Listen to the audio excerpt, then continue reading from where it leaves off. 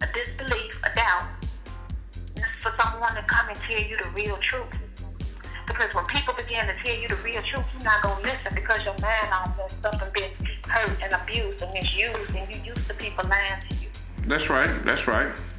So what? Someone come to you and tell you the truth, people call you stupid and crazy. So what do we do about these people who's going through with this coronavirus? And you got to pray.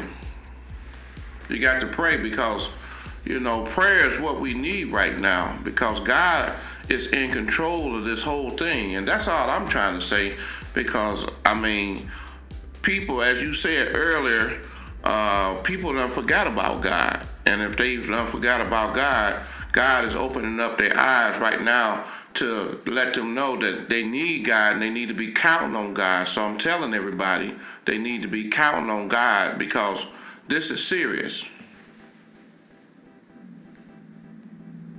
Yeah, it's serious. That's right. The Bible says love of many will wax cold. And see, that's what happened. The true love, the agape, the love of God. That's right. The love that God has given has been forgotten. Wow. Because we too busy loving on ourselves and our own motives and our own agendas. And they done closed down all the churches and everything. And you said that preachers can't even lay hands on people no more. What about that? The laying of hands. Well, first of all, you have to be in position to lay hands on people. That's right. Secondly, you don't want everybody laying hands on you anyway because the people who should have been laying hands and professing and proclaiming this anointing have run from God. That's right. In shelter and hiding. So you lay hands on yourself. You anoint yourself with oil. But God has an anointing that says because of the anointing, every yoke will be destroyed. That's right. So we do need the intercessors out here that are serious again. That's right. That are for real. Because we don't need nobody out here fake laying hands on people. That's right. And messing them up worse than what they already in. The situation, inappropriate behavior. Amen. And lawlessness. So now the military's out here, and they got people really scared. This is a real serious time in the world today. So what do we do? And when people is just going through so much, and now they see everything that they seen in the movie, and it's now right in front of them. It's like people just really going crazy. This pandemic that they having with this coronavirus. Prayer changes things. Prayer changes everything. In 1 Thessalonians, it says, pray without ceasing. See, we shouldn't have left the throne in the first place. We never should have stopped praying in the first place. That's right. Since we're here, God gave us another chance today. We can come clean. We can come before Him with forgiveness, asking for forgiveness and repentance of sin. Yeah. We got to get in 1 Thessalonians 5:17. We got to pray continually. Yeah. I mean, when it's good, we pray. When it's bad, we pray. When it's corona clear up, we continue to pray. Because if we don't, another plague gonna attack us and put us back to where we are right here, right now. And everybody's seeking God for a temporal thing, but God is everlasting. That's right. God is everlasting. I know God is His everlasting. compassions fail not. God's compassions fail not. Yeah. Well, we really got to take a hold of this thing and not be afraid. Everybody is afraid now because the media is hyping this thing up, and we're not saying it's not real, but Brother Gregg, can I interject? Go ahead. It's not people that are afraid now. We've been afraid all the time. Yes. But God is bringing it to the forefront. God is getting our attention. Mm-hmm. to let us know, fear not. Even though he was showing us all the time, we were so consumed with our own understanding that we forgot to seek the understanding of God. Where it said, lean not to our own understanding. In all our ways, acknowledge him, and he will direct our path. We weren't doing it. Right. We were directing our own path. We were leaning to our own understanding. So we've been in fear all the time. Wow. But we know that God is real in all of the shortcomings and all of the iniquities. Right. Right. And in the time of famine, God said we will be satisfied. But my point is, we've been in fear all the time. Right. Because if we weren't in fear all the time, we wouldn't be in fear right now. Yeah, because everybody's running. Worshiping and praising the Lord God Almighty for another day. That's right, because everybody's running to the grocery store. They spend their last dime. They got, everything. People fighting and over toilet paper. People fighting over, hand sanitizer. This is a big deal out here. Yeah, because people don't have faith. Right. So he will supply all of our needs according to his riches and glory by Christ Jesus. And God said, I've never seen the righteous forsaken nor his seed begging for bread or tissue or milk or water, anything. That's right. So we don't know God. We don't know God, and that's why I said we've been living in fear all the time, because if we weren't living in fear, we wouldn't be out here doing all this fighting and looting and rationing right now. Right. It's enough. Our God said he supplied all of our needs. It's enough in the universe. That's right. Our God is bigger than coronavirus.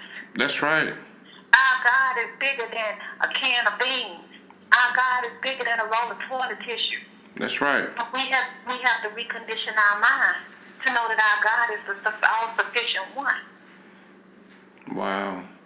We gotta just take back our faith and activate our faith, because faith without works is dead. And if you don't have the substance of faith, then you don't have anything, because there's nothing to manifest if you don't have the substance of faith, because you got to believe in something for your faith to activate itself to manifest the things that you're trying to get when you have faith. So this is all we're saying. You just got to believe in the power of the Most High God, because the world is in an uproar right now, and this is serious out here. All the videos, people making jokes about this coronavirus and all that stuff. I mean, I don't even share that stuff. It's just people was trying to make a joke out of this, and I really it's just terrible to me. So what do you think about that? Well, I think God is going to intervene. God is going to intervene. We all have to have faith. The just shall live by faith. Right. Faith is the key that unlocks the door. And a lot of us, we got faith for, I say this, we got faith for the things that we want to have faith for. And beyond that, we don't have faith. It's dead. It's dormant. Right. But we got to have faith for all things. We have to have the greatest faith. And the greatest faith of all is loving mankind. Amen. And once we begin to learn to love all mankind, that's when God is going to restore us. Right. Right. God is going to bring this all to restoration. But faith is the substance of things hoped for, the evidence of things not seen. Right. See, that's why God had a prophet set in place to see things for such a time as this. And the prophets have prophesied for such a time as this. But we did not have the ears to hear. Right. Or the eye to see, because we were on our own agendas. That's and we right. were on our own plans. But God said, I'm going to shut everything down. So now you have no other choice but to exercise your faith in me. But when you out there looting and fighting in the street and armoring up with your weapons of warfare, what do we do then? It is just you got to trust God. yeah, we gotta trust God in these times. We don't know the ways of peace. God knows. Right? And God's first law is love. That's right. That's right. And God will bring joy and happiness. But we still out here on our own agendas because we don't trust God for a roll of toilet tissue. We're going to shoot the brother in line, stab the sister, text them, rob the lady coming down, the elders. Right. We're not even taking care of our elders. Most Yeah. of us have just shoved our elders into nursing homes and left them there to die. That's We right. didn't have time to stop by and go and see them in the nursing homes and the senior buildings and in their homes. So stop by and read a book to somebody who raised you because we were on our own agenda. Yeah, I believe The love of God, it wax cold. Love wax cold amongst all of us. that's right. We have to take care of our elders. We got to take care of our elders. We're not taking care of our elders. Yeah, you got to. We're not showing them love and compassion the way that they showed us love and compassion when we were younger growing up. That's right. They raised If us. it had not been for them, we wouldn't have been where we are today, but we don't have the time for them because we too busy. They old, they getting in our way. Mm-hmm. You were once a child. That's You right. probably was getting in their way, but they took the time to raise you. They took the time to raise us. Someone took the time to raise you. Everybody got to go out. And they built it up on their most holy faith. They took care of you on their most holy faith. That's the right. way that they knew how to do. They didn't abandon you, leave you sitting there. You exercised their faith. They networked with the community. When one mother didn't have and another mother had, they came together to make sure that the community was taken care of. Amen, amen, amen. But today, we don't have the faith enough to go and see about them to make sure they're okay, or we don't have enough faith that God is going to supply all of our needs because we ration out here in the city, in the street. That's right.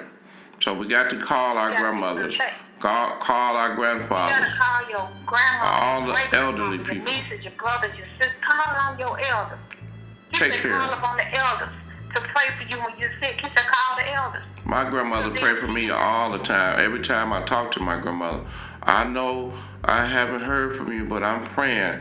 And my grandmother's always praying for me. Minnie Stone, she loved her family, and we got to call. We got to go see them. You got to see your family sometime, because this is what life is all about. As you say, they raised us, and they didn't turn their head. They didn't forget about us. And some people have forgot about their parents and grandparents that took the time and took care of you when you had nothing, when you needed a place to stay, when you needed a piece of bread. These are the things that we, in these times, you got to reach back out to the people that help you. And this is what we need, to have a word from the Lord to really reach out to the people and reach out to those loved ones that we forgot about. Call somebody. Yeah, because the Bible says, do not cast me off in the time of old age. Don't cast the elders off in time of old age. Don't forsake them because their strength is failing, because they have wisdom in their mind. They have wisdom. They've been this path. They know what's happening. So you need to sit at the feet of the elders. Go and see about them. They may have a word from the Lord from you, a prophecy from God for you, designed just for you to take you to your next level. Amen. You might walk in the elder place where you don't think they have anything, and they might bless you abundantly. They may give you the deed to their house. You never know how God is moving, but we forsake the elders. Amen. Because we don't have time for them. Amen. Amen. We don't. We really don't. And God is upset. God is. I understand. This is real serious. This is real deep. And the words you're speaking. This is not a joke. All the crazy videos. God is going to deal with it on His accord. Yes. And now you got to be in by 5 o'clock.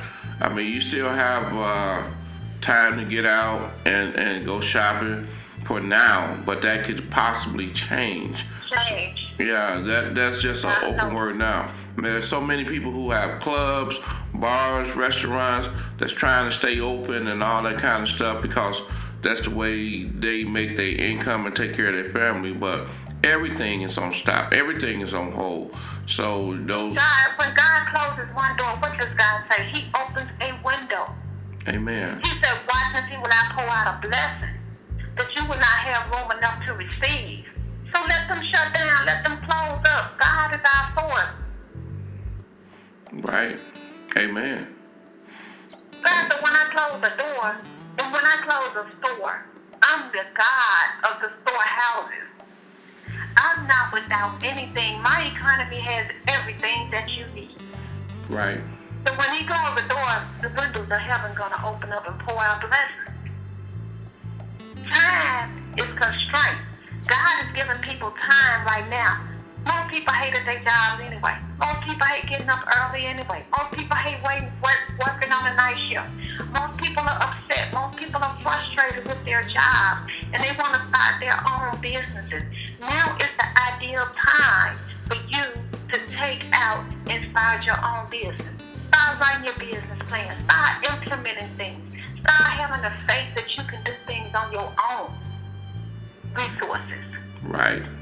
In your own inner man. Get to know your inner man. Get to know yourself. Get to know your skills. Get to know your talents. Get to know what lies within. Right. During this time. Count it as a blessing. Count it as a blessing. Third temptations. Count it as a blessing. Count all things as joy. That's right. Don't. Joy unspeakable and full of the morning glory. Because God is opening up a new way of opportunity that we're not even realizing. That's right. It's time to spend time with family. It's time to bake again. It's time to sew again. It's time to enjoy. It's time to laugh again. It's time to love again. On your loved one who God has planted into your life. That's funny you said that. That's funny you said that because when I went to the store, there was no bread. But I remember the recipe my mama taught me. I know how to make biscuits. I know how to make bread. So it's time to bake again. It's time to remember those things that mama and daddy taught us. Those are the things. I'm like, shoot, I get me some flour, some butter, some milk, and some cheese, and I know how to make my own bread, so I don't have to worry about that because my mama taught me everything. If you've been to Gregg, growing up camp, you know everything. She know how to survive. My mother taught me a whole bunch of stuff, so I appreciate her in these times that we're going through because.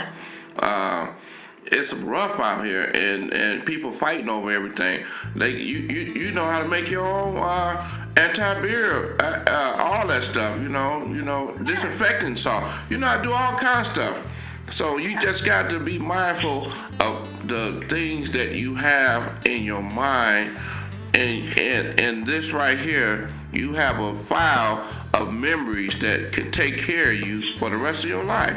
Because we've been taught all these things. Now, these things come out and they come into play. Yes. Hallelujah, Brother Gregg. Absolutely. All right. You're absolutely right. And see all the skills and talents that we have hidden on the inside of us that we have laid to the side because the world made everything so convenient and in our hands. Yeah. Now we got the time to reach back and reflect back on the things that our parents and our foreparents taught us, like Mother Gregg taught you and Mother Williams taught me, how to live and how to survive and how to love and care and share with one another. Amen. Taking everything from me and my household. That's right. But I tell you this is what we should be saying. As for me and my household, we will serve the Lord. Amen. Hallelujah. As for me and my household, we will serve the Lord. Glory be to God. As for me and my household, we will serve the Lord. And when we serving God, we serving our neighbors. We serving our friends. That's right. We happen. Girl, you need a roll of tissue here. Amen. Without backbiting and without double time and talking time, two time, Right. I had to get her a roll of tissue. She thinks she all of this. No, it's not that she thinks she all of that. You think that she all of that because those are the words that came out of your mouth. Amen. We got to guard our mouth. We got to guard our heart. We got to guard the words that fly out our mouth and have an open heart to love and receive and give. Amen. The Bible says more of a blessing to give than to receive. Amen. Because you get it 10 times back. Your 100,000 rolls of tissue. Go get somebody 2 or 3 or 4 and watch how God double you back. Amen. Well, give somebody some cans of corn. Give somebody a loaf of bread. Give somebody a pound of meat out the refrigerator. That's right. Give somebody a lift. Hey, do you need it without expecting anything in return because God gives. That's right. In return. Pay it forward. Apollos has watered and God gives the increase. Amen. Well, Sister God Williams. gives the increase without any recompense because he sees your heart. But if your heart ain't right, don't do it. Amen. Amen. Don't give grudgingly or of necessity. Mm-hmm. Give with love and kindness in your heart. Give with love and kindness. Well, Sister Williams, we really appreciate you on this broadcast today. This is Brother Darrell. I done shaved my beard and everything because life is serious now. So I am back, and we want to thank you for stopping in and talking to the people because the people needed a word today, and I felt, that the people should hear this, and I want to thank you for signing in, and thank you to everybody that's watching this program. Thank you, Sister Williams. We really appreciate you. The Darrell Gregg Show. Stay tuned. If you want to be a guest on the Darrell Gregg Show, please call him now, inbox him. We definitely will get you on the program.